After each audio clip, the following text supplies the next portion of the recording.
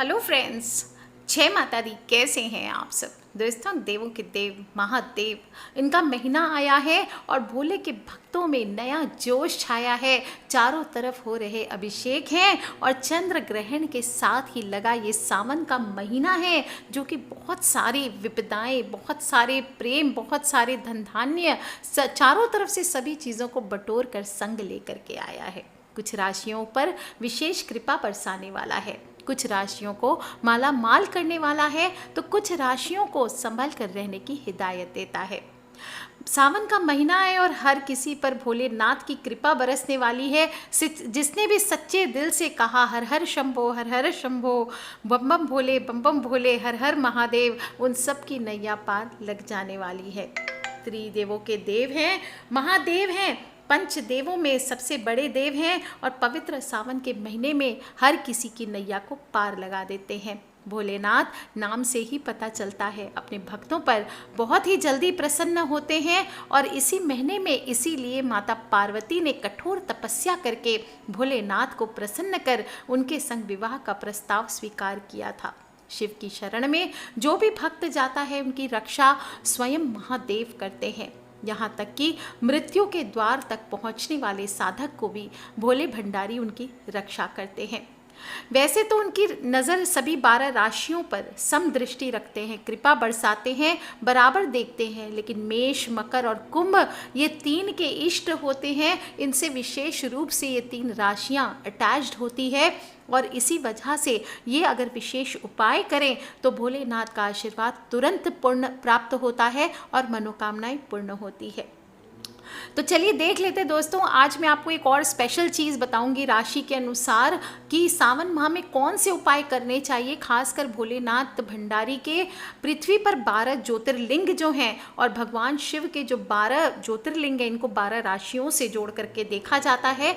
सौराष्ट्रे सोमनाथम च श्रीशैले मल्लिकार्जुनम जैन्याम महाकालम ओंकारम मलेश्वरम परल्याम वैद्यनाथम च डाकिन्याम भीमाशंकरम सेतु बंदे तू रामेशम नागेशम दारुका वने वाराण्यस्याम तू विश्वेशम त्रयंबकम गौतमी तटे हिमालये तू केदारम घुष्मेशम च शिवालये एतानि ज्योतिर्लिंगानि सायं प्रातः पठेन्नर सप्त जन्म कृतं पापम स्मरणेन विनिश्यति। दोस्तों, ये 12 ज्योतिर्लिंग की जो प्रार्थना है ये रोज़ सुबह शाम पढ़ने वाले की मनोकामना ऐसे ही पूर्ण हो जाती है। और चलिए ध्यान से सुन लेते हैं कि जो श्रावण का महीना, इसमें कौन सी राशि के लिए क्या सौगात लाया है और अगर नहीं लाया है तो भोलेनाथ के कौन से सटीक उपाय को करके हम अपनी राशि को मजबूत बना सकते हैं। इसी कड़ी में हम सबसे पहले बात करेंगे मेष राशि वालों की। सभी राशियों में सबसे पहली राशि, इनके स्वामी ग्रह मंगल होते हैं। भोलेनाथ को मेष राशि बहुत प्रिय होती है, इन पर सदा शुभ दृष्टि बनी ही रहती है। शिव की कृपा रहने से इस राशि के जातकों के जीवन में सुख समृद्धि भी हमेशा रहती है। और शिव जी को प्रसन्न करने के लिए सोमवार के दिन शिवलिंग पर आपको जल अभिषेक जरूर करना चाहिए। इनकी कृपा से ही आपके जीवन में नौकरी हो, व्यापार हो, सभी में तरक्की होगी और थोड़े से मेहनत से बहुत ज़्यादा आपको फल की प्राप्ति हो सकती है। आपको शिवलिंग पर जल चढ़ाते समय ओम नमः शिवाय का ज़रूर जप करना चाहिए। घर में अगर ज़्यादा तनाव रहता है, झगड़ा होता है, तो सोते समय 2 कपूर रख लें अपने माथे के सिरहाने पे और नेक्स्ट डे स्नान करने के बाद इस कपूर को घर की दक्षिण दिशा में आपको जला देना चाहिए। इससे आपके घर में होने वाले कलेश खत्म हो जाएंगे, मानसिक शांति मिलेगी। वैसे जो ग्रह नक्षत्र हैं उनकी स्थिति के अनुसार आपके लिए बता दूं बहुत अच्छा उपाय है ये। और सावन माह में आपको गुड़ सहित शिव जी का जल अभिषेक करना चाहिए, ये आपके लिए बहुत फ़ायदेमंद रहेगा। और सोमनाथ ज्योतिर्लिंग की आपको पूजन करनी चाहिए। सोमनाथ देव का ध्यान करते हुए आपको पंचामृत से भोलेनाथ को स्नान कराना चाहिए, इससे आपकी हर मनौती पूर्ण होंगी। आपको बता दूं नेक्स्ट राशि है वृषभ राशि वाले। पूरे सावन में वृषभ राशि वालों के लिए सफलताओं के योग बन रहे हैं। आपकी वाणी प्रभावी होने वाली है, आपके सभी बिगड़े काम बनने वाले हैं। सकारात्मक सोच के साथ साथ आप नए काम कर सकेंगे, उसमें आपको सफलता ज़रूर मिलेगी। नौकरी, व्यापार, धन लाभ, मान सम्मान सभी मिलने के योग बन रहे हैं और शुभ फलों की प्राप्ति के लिए आपको धार्मिक कार्य करना चाहिए, किसी को भी दान दक्षिणा आदि करना चाहिए। और ग्रह नक्षत्र की स्थिति जो बन रही है उसके अनुसार विशेष रूप से आपके लिए फलदायी उपाय है कि आप शिव पूजन के समय दही, शक्कर, चावल, सफ़ेद चंदन आदि चढ़ा करके पूजन करें। सफ़ेद रंग के पुष्प आपको ज़रूर चढ़ाने चाहिए शिव पूजन में। और मल्लिकार्जुन ज्योतिर्लिंग आपसे जुड़ा हुआ है, आपकी राशि से जुड़ा हुआ है, इसलिए आपको मल्लिकार्जुन का ध्यान करते हुए, ओम नमः शिवाय का जप करते हुए कच्चे दूध, दही, श्वेत पुष्प आदि के साथ आपको शिवलिंग यानी कि मल्लिकार्जुन ज्योतिर्लिंग की पूजा करनी चाहिए। उनका दूध से अभिषेक करना चाहिए। मानसिक ध्यान करें, ओम श्री कामधेनवे नमः ये जप करते हुए आप किसी दूध के पात्र पर मौली बांधें और ओम नमः शिवाय का जप करते हुए फूलों की कुछ पंखुड़ियाँ आपको शिवलिंग पर अर्पित करनी चाहिए। तीसरी राशि है मिथुन राशि। अगर आप विवाहित हैं तो आपको बता दूं सबसे पहले कि पुत्र सुख आपको प्राप्त होता दिखाई दे रहा है, और अगर अविवाहित हैं तो आपकी शादी के योग बन रहे हैं और शादी के बाद आपके भाग्य चमकने की पूरी संभावना दिखाई दे रही है। उपाय की बात करें तो भगवान विष्णु का नाम लेकर केसर की दाल, चना, गुड़ या गेहूं में से कोई भी एक चीज़ आपको किसी धार्मिक स्थल पर दान करना चाहिए। और अमावस्या तिथि जब आएगी तो आपको अपने पितृ के नाम का, स्वर्गवासी बुजुर्गों के नाम का दान करना चाहिए, थोड़ी खीर बना करके। गन्ने के रस से आपको शिव जी की पूजा करनी चाहिए, उनका अभिषेक करना चाहिए और महाकालेश्वर ज्योतिर्लिंग का ध्यान करते हुए आपको ओम नमो भगवते रुद्राय इस मंत्र का जितना ज़्यादा हो सके जप करना चाहिए। हरे फलों का रस, मूंग, बेलपत्र आदि से आपको ज्योतिर्लिंग का, महाकालेश्वर ज्योतिर्लिंग का ध्यान करते हुए शिवलिंग पूजन करना चाहिए। कालों के काल हैं, ऐसा करने से अकाल मृत्यु का भय नहीं रहता। और आपको बता दूं कि दूध में शहद मिला करके भी आप चाहें तो स्नान करा सकते हैं। बेलपत्र चढ़ाएं, शमी पत्र चढ़ाएं, यह आपके लिए बहुत चमत्कारी सिद्ध हो सकता है। चौथी राशि है कर्क राशि। आपकी जन्म पत्रिका में चंद्रमा अभी फिलहाल 7वें स्थान पर बैठा है, लिहाजा आप जो मैरिटल लाइफ है इसके सुख से धनी हैं, लेकिन आपको दूध और पानी का दान विशेष रूप से बताया जाता है समय अनुसार। और कर्क राशि के जातकों को सावन में भगवान शिव की पूजा करते समय घी ज़रूर चढ़ाना चाहिए। सच्ची श्रद्धा से ओम नमः शिवाय का जप करें, ओंकारेश्वर ज्योतिर्लिंग का ध्यान करते हुए आप पूजन करें।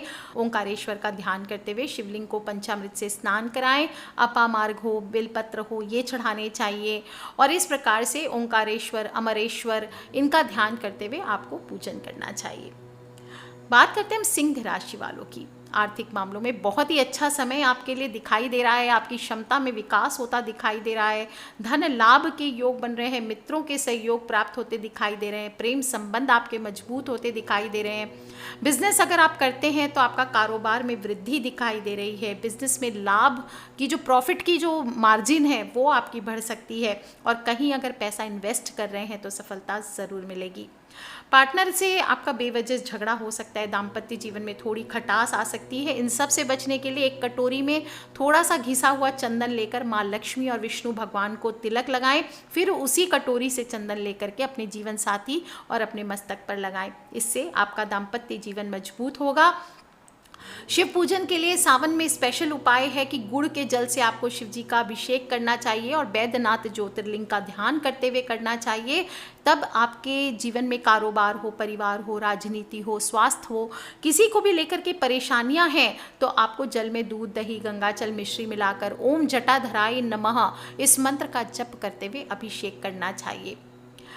दोस्तों, बात कर लेते हैं हम कन्या राशि वालों की। आपके लिए भी बहुत अच्छा समय सामने दिखाई दे रहा है। कार्य क्षेत्र में कई संभावनाएं नजर आ रही है, बदलाव के संकेत दिखाई दे रहे हैं, लेकिन बदलाव शुभ होने वाला है। और धन और संपत्ति के मामलों में भी आपके काम बनते दिखाई दे रहे हैं। कार्य क्षमता आपकी बढ़ेगी, पेशेवर ढंग से काम करेंगे, समाज में मान सम्मान बढ़ेगा, काम का विस्तार होगा। बहुत ही खूबसूरत समय है। तुलसी की 7 पत्तियां ले लें और चीनी का बताशा उस पर रख करके विष्णु भगवान को अर्पित कर सकते हैं। इससे आपके और आपके पार्टनर के बीच प्यार बना रहेगा। और कन्या राशि वालों को सावन में भगवान भोलेनाथ को मनाने के लिए भांग या पान पत्ता चढ़ाना चाहिए। ऐसा करने से शंभुनाथ का आशीर्वाद आपको ज़रूर प्राप्त होगा। कन्या राशि वालों को भीमा शंकर ज्योतिर्लिंग का ध्यान करते हुए पूजा करनी चाहिए। महाराष्ट्र में भीमा नदी के किनारे बसा है ये ज्योतिर्लिंग। और दूध में घी मिलाकर शिवलिंग को स्नान कराएं। मोटेश्वर महादेव के नाम से भी इन्हें जानते हैं। और ध्यान रखें, इस प्रकार से पूजन करने से आपकी सभी मनोकामनाएं ज़रूर पूर्ण होंगी।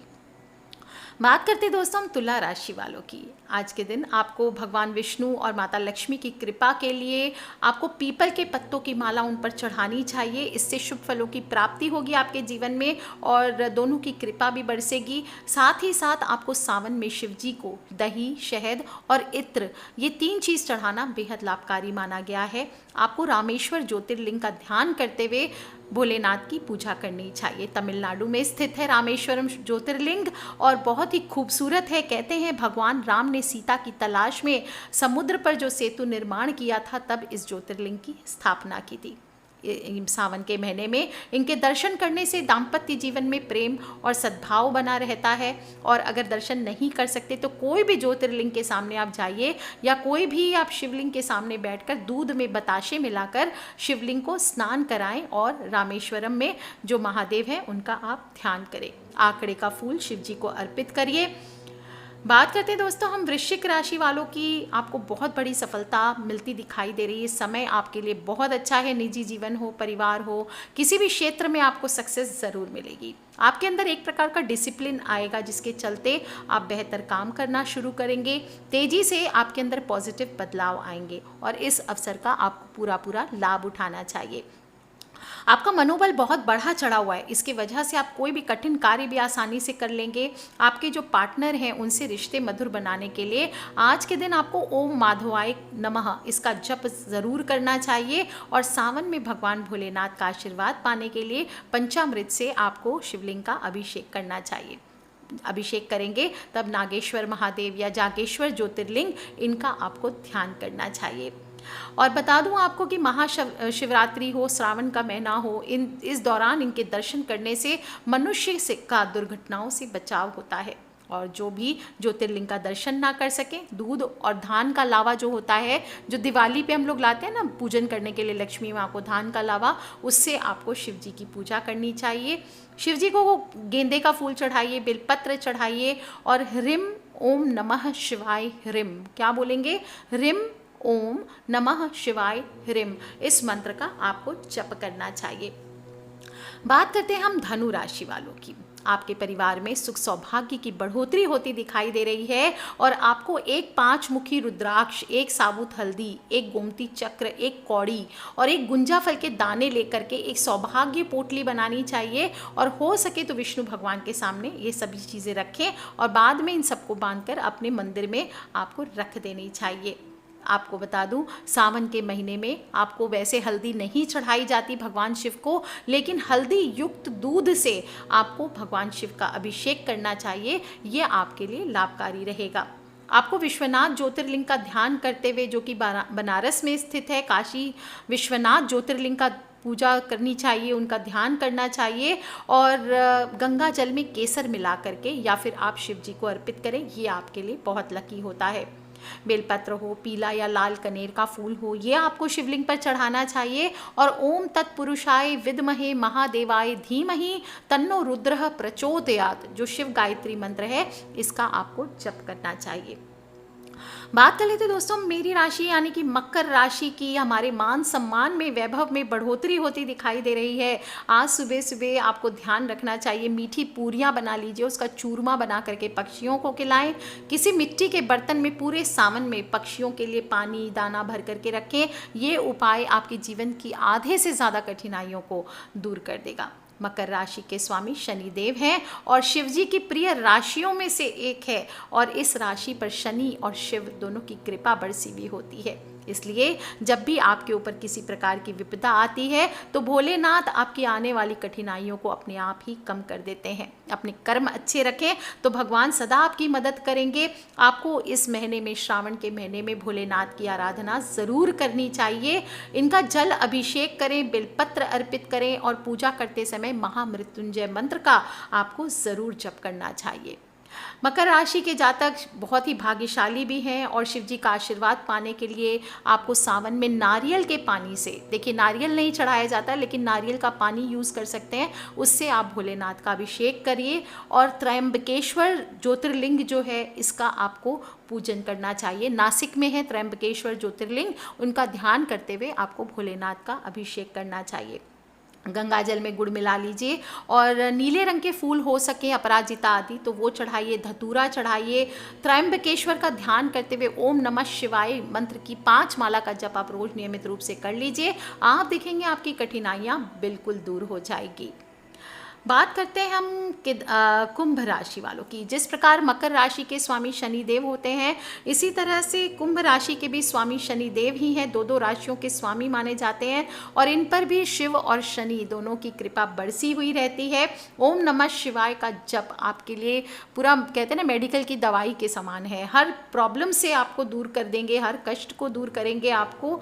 और सावन के महीने में आपको दान ज़रूर करना चाहिए। अपने जीवन साथी के प्रति आपको नरम व्यवहार रखना चाहिए। एक मौली लेकर के भगवान श्री हरि की तस्वीर के पास रख दें और ओम नमो भगवते लक्ष्मी नारायणाय इस मंत्र का 21 बार आपको जप करना चाहिए। उसके बाद जो मौली आपने रखी है उसमें से 2 धागे निकाल लीजिए। एक धागा अपने दाएं हाथ की अनामिका उंगली में, दूसरा धागा अपने पार्टनर के बाएं हाथ की अनामिका उंगली में बांध दीजिए। पूरा दिन दोनों जन ये धागा बांध के रखिए और फिर उसे तुलसी के नीचे रखाइए। आप देखिए आप दोनों की ज़िंदगी में बहुत सारे पॉजिटिव बदलाव आएंगे। तिल के तेल से भोलेनाथ का अभिषेक कीजिए और केदारनाथ ज्योतिर्लिंग का ध्यान करते हुए तिल के तेल से आपको अभिषेक करना चाहिए। शिवलिंग को पंचामृत से स्नान कराइए, कमल का फूल हो सके तो वो चढ़ाइए, धतूरा चढ़ाइए और ये आपके लिए जीवन में बहुत बहुत चमत्कारी होता है।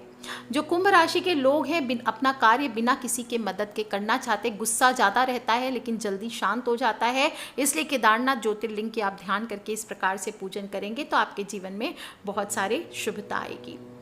Last but not the least हम बात कर लेते हैं मीन राशि वालों की। मीन राशि के लोग हालातों से बेहतर तालमेल बना सकेंगे। समय अच्छा आया है। खासकर जो स्टूडेंट्स हैं या शिक्षा से जगत से जुड़े हुए लोग हैं उनके लिए समय ठीक है, लेकिन घर परिवार में आपको बहसबाजी से बचनी चाहिए। जिद ना करें, नहीं तो मुसीबत में फंस सकते हैं। सावन माह में आपकी क्षमता और कौशल में निखार आएगा और आप अपना प्रभाव छोड़कर जाएंगे। दाम्पत्य जीवन में सब कुछ कुशल मंगल रहने वाला है। आपके दाम्पत्य जीवन में विश्वास बनाए रखना चाहते हैं तो आज के दिन अपने जीवन साथी के साथ मिलकर आपको तुलसी के पौधे में जल अर्पित करना चाहिए। खोए की मिठाई का भोग लगाएं और ध्यान रखें श्रावण के महीने में शिव जी का आशीर्वाद पाने के लिए केसर युक्त दूध से आपको अभिषेक करना चाहिए। घुश्मेश्वर जो शिव ज्योतिर्लिंग होता है इसकी आपको पूजा करनी चाहिए। औरंगाबाद में है ये और आपको दूध में केसर मिला करके उनका ध्यान करते हुए आपको घुश्मेश्वर महादेव का आपको शिवलिंग का अभिषेक करना चाहिए। स्नान के पश्चात शिव जी को गाय का घी और शहद अर्पित करें। कनेर का फूल, पीले कनेर का फूल चढ़ाइए, बेलपत्र चढ़ाइए और इस प्रकार से आप अगर पूजन करते हैं तो ये जो सावन है आपको बहुत सारे शुभ फलों की प्राप्ति करा करके जाता है। तो दोस्तों बहुत ही खूबसूरत श्रावण का महीना है। भोलेनाथ को मनाना है, सच्चे दिल से मनाना है। अपने कष्टों को इस महाकाल के सामने हाथ जोड़ दीजिए। कोरोना का भी समय है, बहुत सावधानी पूर्वक मंदिर आदि जाइए। घर में ही जहाँ तक हो शिवलिंग की स्थापना करके अपने घर पे ही पूजन करें और नहीं भी तो कोई फ़ोटो रख लीजिए, हाथ जोड़ लीजिए, मोबाइल में ही निकाल करके आप फ़ोटो पे हाथ जोड़ लीजिए। आप देखेंगे कैसे आपके कष्टों से आपको मुक्ति मिलती है। आज के लिए इतना ही। खिलखिलाते रहे, मुस्कुराते रहे, सब्सक्राइब करके रखें ताकि आने वाले वीडियो से आप और मैं कनेक्टेड रह सके। Love you all friends, take care. जय माता दी, बम बम भोलेनाथ की।